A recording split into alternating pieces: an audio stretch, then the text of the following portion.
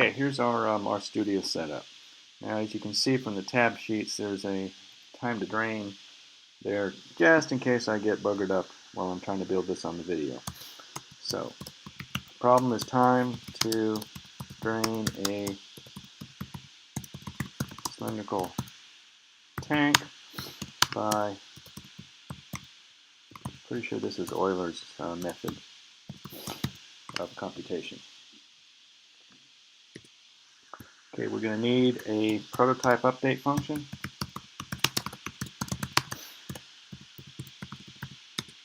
And that function will be each new is a function. It accepts an input called alpha, a time step, and whatever the old value of the variable is. The curly brackets are a scope, and h new is simply that update equation. H old minus delta t times quantity alpha times square root of HOLD, and that's it. So prototype function, what that means is we built a functional structure, and then later on, if we call that, the script can use that structure and it embeds it into our into whatever calculations we're requesting. Next are going to be our inputs. So we're going to have D, which is the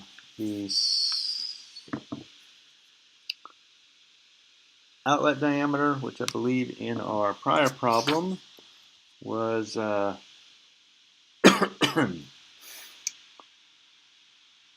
0.03 meters. It's a variable, we can change that later. Capital D is 0.6 meters.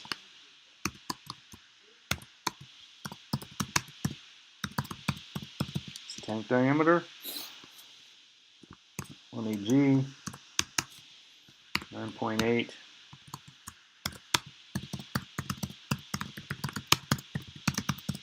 Gravitational acceleration. H0.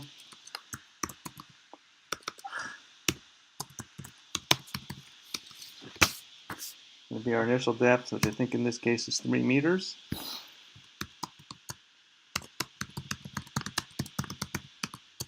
H1 is our ending depth,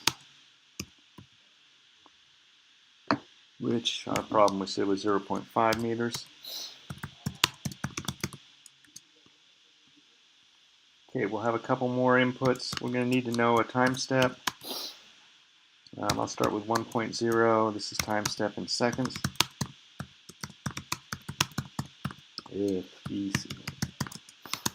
And we'll have a T max,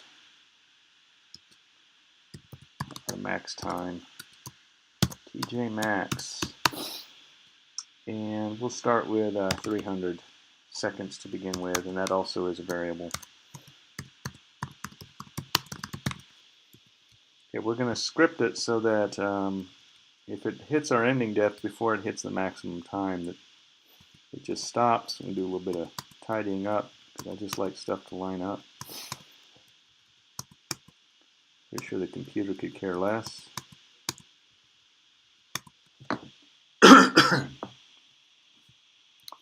That's my inputs. Now I have some intermediate computations. First I have to calculate alpha. Square root of 2 times G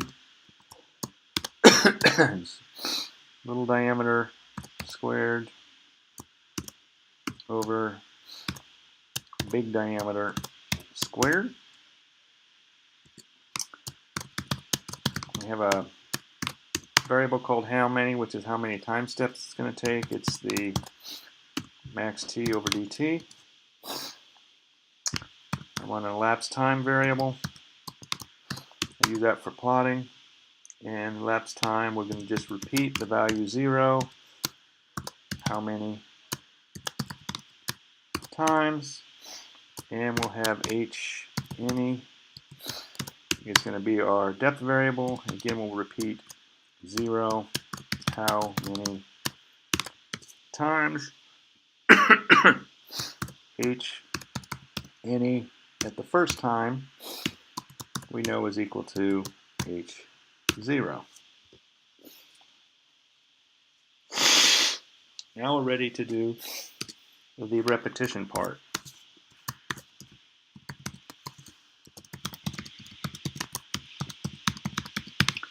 And let's try some spelling. R-E-P-E-T-I-T-I-O-N.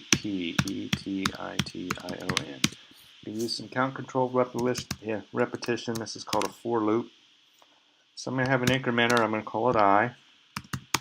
It's going to range from 2 to how many.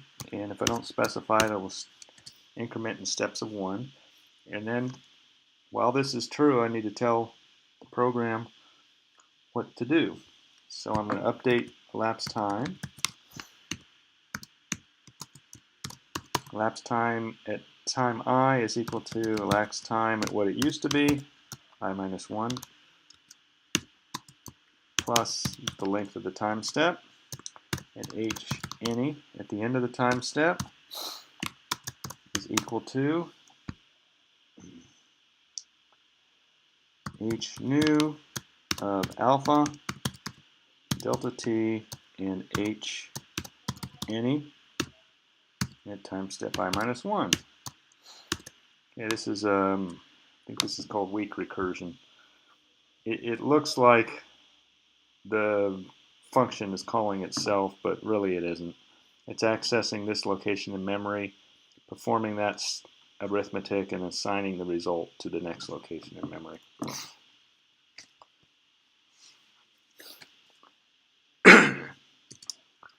Check exit conditions.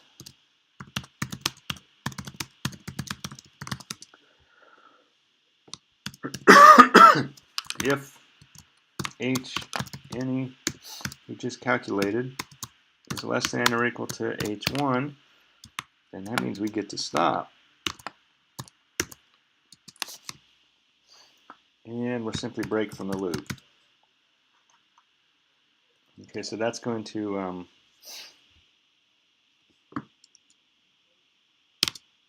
exit the loop. So that curly bracket and that last one line up. So when we escape the loop, we're now ready to start building our output. We'll define a variable called XL, which will be a string variable. X is going to be elapsed time in seconds. Hopefully you'll see why I'm doing this. Y label is going to be string variable depth in tank, EEPTH in tank, and that's going to be in meters.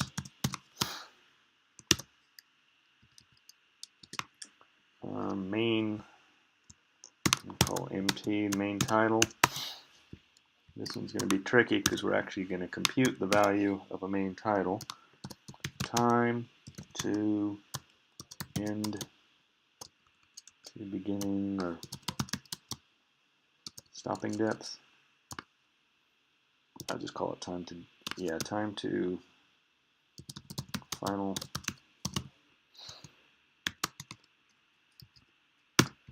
Okay, that's simply going to be E time at whatever value of I when we exited the loop.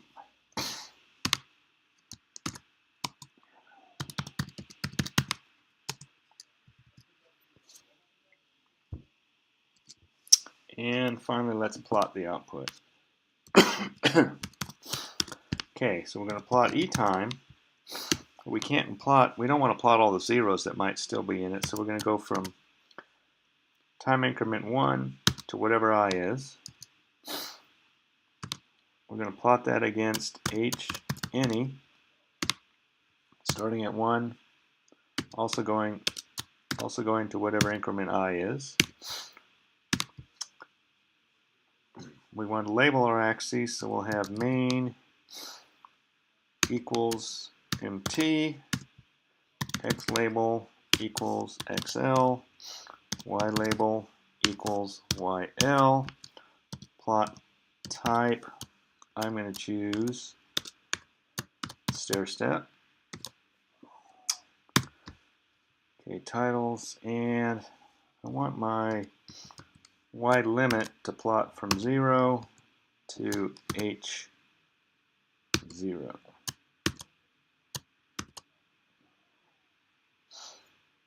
Okay, I think this is ready to save, so I'm going to call this time to drain example.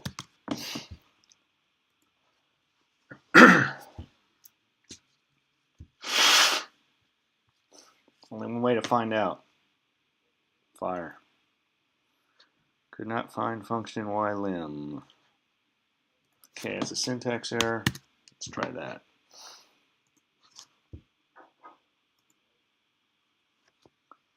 Excellent. So under those conditions, with a 1 second time step, it took 185 seconds. Let's not change anything, but we'll make the time step 10 seconds long.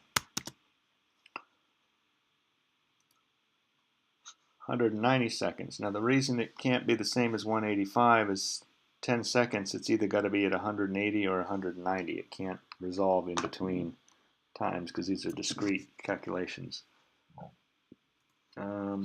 For grins,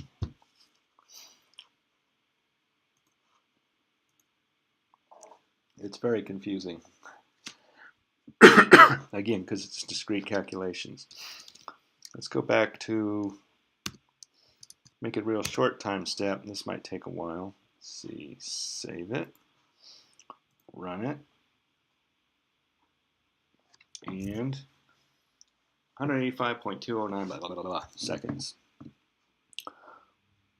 All right, I believe the analytical example we did in the prior set of videos had the property that we were starting at 3 and ending at 0.3. And in that analytical one, the result, it took 214 seconds. So we'll try it numerically. 214 seconds. And so this computational method and the analytical method in that example produced essentially the same result. And that's fairly typical. So the lesson here is that as you do the analysis, if you get to a point where the next step, the mathematics seems too hard, you can usually get a pretty good approximation, in this case really good, just beating the problem from there on with a numerical method. So the method here is called Euler's method, although I just call it count controlled repetition. There's some sophistication in the exiting conditions, and we used R instead of dragging and dropping in a spreadsheet. So that concludes this example.